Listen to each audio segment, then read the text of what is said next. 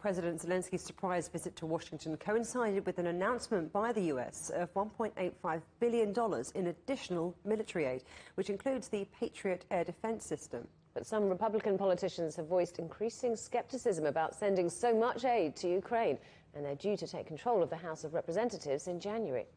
Well, let's talk now to Mark Cancian, who's a senior advisor at the Center for Strategic and International Studies in Washington. Welcome back to the programme, Mark. Good to see you again. So how was President Zelensky's appearance and the defiant speech that he made received in the United States? Well, it was received very well. There was a lot of bipartisan support. There were many standing ovations. There were only a handful of Republicans that indicated any opposition. I think his speech hit all the right notes, arguing that Ukraine was fighting for democracy and the security of Europe, making these connections between Ukrainian history and U.S. history, and also assuring Americans that their money was being responsibly spent. And until this point, the States has, of course, been the biggest donor to Ukraine. What's it actually given? What's had the biggest effect? Well, the United States has appropriated $68 billion, and if this new aid package goes through, that will go up to about $113 billion. So the United States is by far the largest donor. About half that money goes to humanitarian aid and economic aid to the Ukrainian government. The other half is for military purposes. Of that, some of it supports U.S. military operations, and about $20 billion of it has provided equipment and training to the Ukrainian government. There's no question that this support has been absolutely crucial for Ukrainian resistance. Without it, Ukraine would probably have collapsed within 2 or 3 weeks. All of it's been important. It's covered a wide variety of weapons and munitions and a lot of mundane logistics items like generators and uniforms. Two things that have caught attention and that are probably particularly important early on, they were anti-tank weapons embodied in the Javelin that allowed the poorly trained militias to have the firepower they needed to turn back the Russians.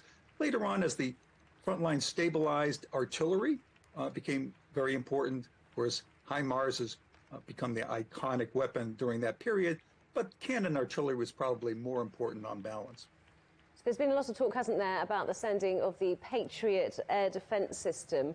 Why is that such a priority for Volodymyr Zelensky? Would it be, let's call it, a game changer? Well, it's a high priority for Zelensky because the Russian air attacks have continued, and since October they've been targeting Ukrainian utilities, and as a result have impaired the electrical system and caused great suffering among the Ukrainian people. The problem is that the United States and NATO don't have very many air defense systems to send. Most of those units were eliminated at the end of the Cold War. The United States and other countries have sent a few, but there just isn't much there. Therefore, there was a lot of attention on Patriot as one very highly visible element of air defense that could be sent. It's politically very important. It's militarily useful, but it's not a game changer. It's politically important because it shows that both countries are doing their most to protect the Ukrainian people. It's militarily useful because the United States what the United States sends will be able to defend one city. We're sending a single battery, could defend, for example, Kyiv, but it's not a game changer. It defends a single city. It's not putting a dome over all of Ukraine. And because the missiles are so expensive, $4 million each, you can't shoot it at everything in the air. You can shoot it maybe at aircraft, maybe cruise missiles, but you can't shoot a $4 million missile at a $50,000 Iranian drone for very long. So the Kremlin says that new weapons deliveries would lead to what the spokesperson called an aggravation of the conflict, prolonging it effectively. What's your view? Well, first, the point is to prolong the conflict. That's why we're sending aid. The Russians always complain about any new development in aid or support as escalatory. This, of course, is not. The Patriot is entirely defensive. It will be shooting mostly at unmanned vehicles, so it's not even going to be harming Russia's.